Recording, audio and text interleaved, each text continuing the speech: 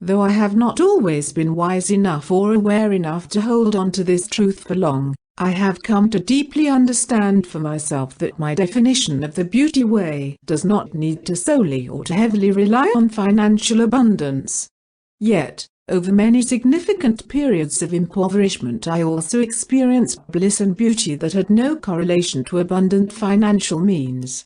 As an example, there was a time that I was working more than 50 hours per week at a job that was paying me quite well, and I was receiving overtime pay for any hours over 40 per week.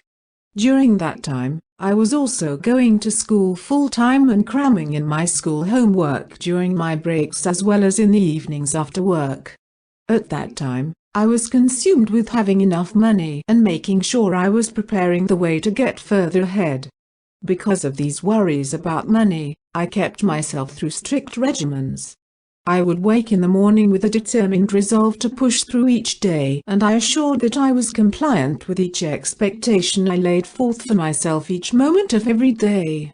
During that time, I was going through a divorce, and I was amidst an emotional roller coaster, and even that did not deter me from my vigor.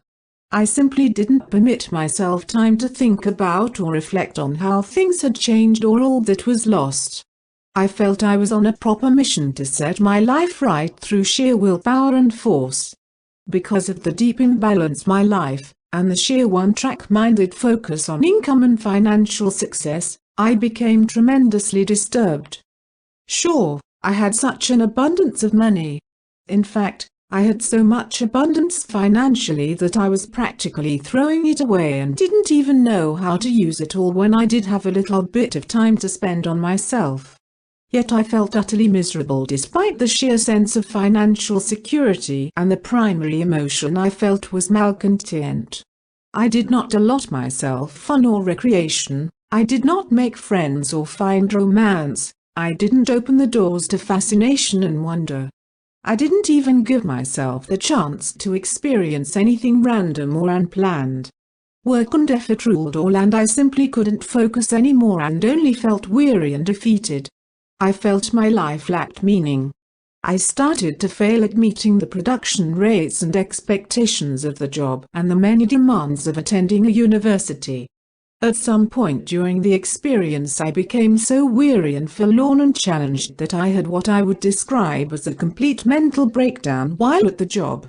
All of the emotions surrounding the divorce and the many changes I experienced came rushing back, and I had to take leave of my desk and go in a conference room to emote and process my emotions, and one emotional episode after another prompted me to take family medical leave at some point. While I was processing life, or what I called convalescing, I realized that I had not fallen into mental illness without cause.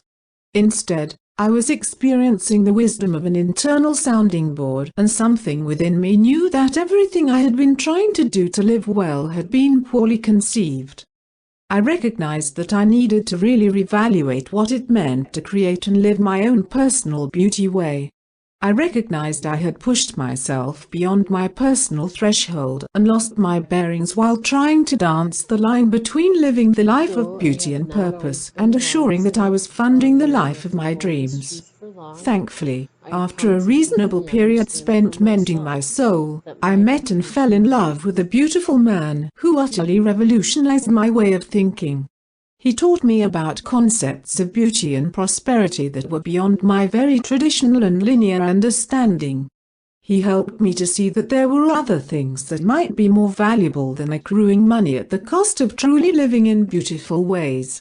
The philosophies that he taught me helped me to wrestle with defining, in a true sense, the things in life that were most important to me.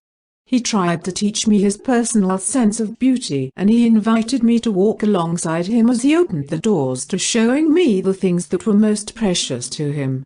Immediately I started to get what he found beautiful about life. I felt encircled by his rich family connections and how they all fell into each other, and how in a circle they embraced one another through the pushes and pulls of life.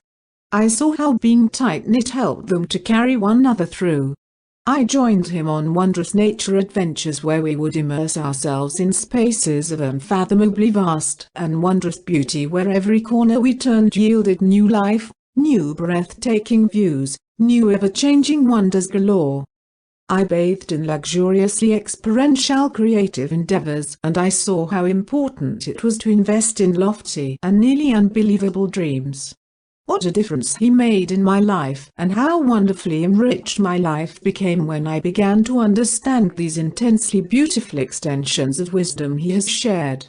The nurturing radiance of his carefully sensitive mindfulness impacted my journey so much that it helped shape and formed how I came to define the beauty way for myself. Had I not traveled alongside him on this journey, I would have never been able to unravel these truths alone.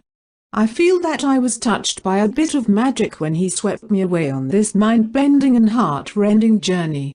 It was worth every minute to let his bright light and beautiful philosophies shift my life in pivotal ways.